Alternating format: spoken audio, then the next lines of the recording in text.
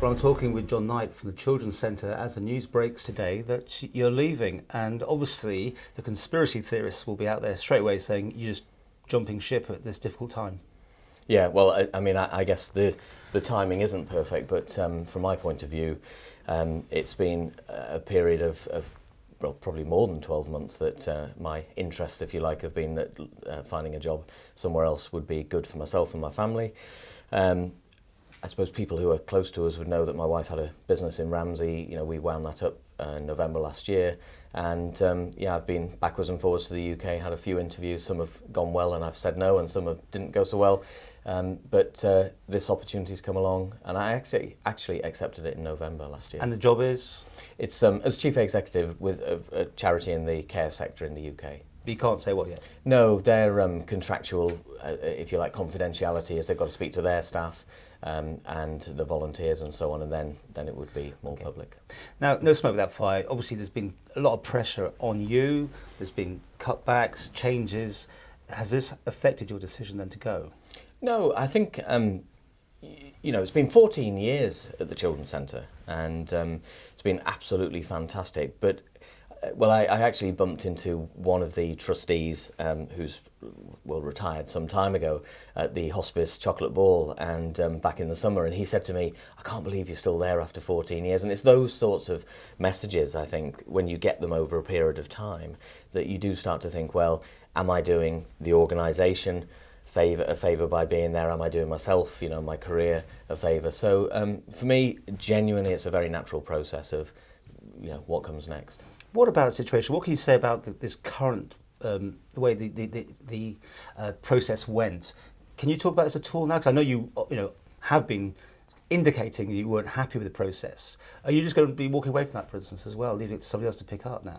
I think, again, in the timing of all of this, that comes to a head this week. The Minister is meeting, as I understand, with members of Tynwald on Friday, and I think it's his intention to sign the contract. I think from the Children's Centre's point of view, we've been endeavoured to be very clear. We're hugely disappointed with the outcome of the procurement process, but from the start, we flagged up our concerns about the conflict of interest and the transparency, and you know, it is frustrating to have asked 4 or 5 fairly straightforward questions and to receive no answers whatsoever. So we remain A, very disappointed, but B, frustrated that I don't feel we've had answers to very simple questions. But it was a tender process, and therefore you obviously were not the one chosen because of whatever circumstances there, the cost and what you're offering. You accept that your tender wasn't competitive? No, I don't. I think it's the process that was flawed and the conflict of interest. So yes, it was a tender process, but I actually think that from the start that process was flawed by the conflict of interest we've demonstrated and the spread of the influence of that individual across the process. Do you see there being a change of heart, though, or do you think the Minister is now set to continue and see this through? Well, what I see and what I hope there is a change of heart. What I see at the moment is a fairly, I suppose, an increasingly entrenched point of view that this is what I think, and I'm convinced this is what I'm right. I mean, I do know that friends of the Children's Centre, I guess, or maybe friends of a fair process will be challenging that to the last minute. But I think from the organisation's point of view, we've said what we need to say. We've said it very robustly, and you know, we're saying, okay, we've stated our case. Okay. And as we going back slightly on ourselves here, things haven't been good for some time with the way the process has gone. You've had cutbacks, haven't you, in the Children's Centre? You've seen things change after starting from quite a low base of people you've built up over the years, but that has hit its top, hasn't it? And it's on its slide, and you're getting out. No, actually not. Well, I mean, I can address the getting out question, as I say, transparently, because if we'd have won every contract in the world, I'd still be saying, you know, in March I've got another job in the UK. That is genuinely removed from it. In terms of cutbacks, no, I wouldn't follow your view on that. We've grown as an organisation incrementally. 56 people when I came in 2000. over 170 plus the fostering community, which would be another 45 people. But they were going to close some children's homes, weren't they? Yeah, the reduction of children's homes across the island, both ourselves and St Christopher's, so it would have affected you? Has been a strategic direction. Yeah, and so, well, if we'd have won the residential contract, we would have maintained 5 children's homes. As it is, we haven't won the residential contract, or that would seem to be the case, and therefore those children's homes, St Christopher's will run 5 children's homes. So the total amount of children's homes has changed. The people working for you, who some will be moving over, for instance, are you happy with that part of it, that they've ring-fenced certain jobs, for instance? For people watching this who work for you now, who will be moving, should they feel secure? Well, we know that there are a number of jobs. It is not enough jobs to provide a transfer for everybody.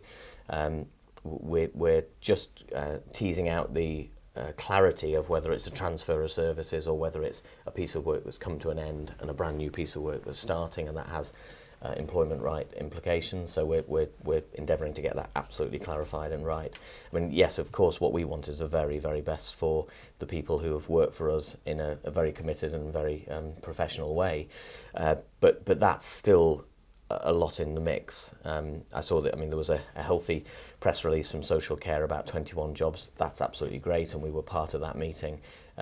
There's been some debate around the number of people affected, and as a fact, 61 people are affected, because 61 people are waking up every day at the moment saying, I'm not sure where I'll work and who I'll work for in February. Some of those people will not have a job, some people will have a job in another organisation, and some people may find another job within the children's centre through our charitable work or through our social enterprise work. But there are 61 people who are unsure what's going on. And therefore, do you think the quality of care will go down, change? I think the style of care, I mean, clearly different care providers work in different ways, and I think that's part of government's choice. With regards to quality of care, I mean, somebody said to me yesterday, the historic indicators are good predictors for the future, and the Children's Centre, through all our inspection reports, both independently and through government, with registration inspections, who are an independent part of the Manx government who look at children's homes, you know, we have, and in my 14 years, you know, I can say hand on heart an outstanding record of fantastic inspections. So, yeah, what we would say is, this organisation has done an outstanding job for children on the Isle of Man, you know, a Manx organisation doing that. Okay. I mean, you're going, you want to go, but are you worried what you will be leaving, your legacy behind, that hasn't been fulfilled now that, you know, these changes are coming about?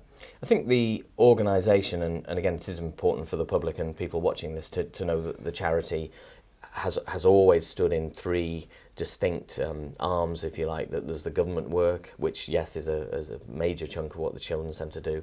Nevertheless, we have a large amount of charitable work supported by the Manx public, and we have the nurseries, 5 nurseries, which generate an income which goes towards the charitable work. We've got some really exciting projects in the pipeline. So, you know, for another day, perhaps with another person, good to come and talk about. But yeah, there's, I mean, that's one of the challenges, that there is never, I believe, never a good time to leave the Children's Centre, because there's something always exciting. Do you think you did everything you wanted to do, though? Yeah, I do, actually. I do. So it's time to go? Yeah.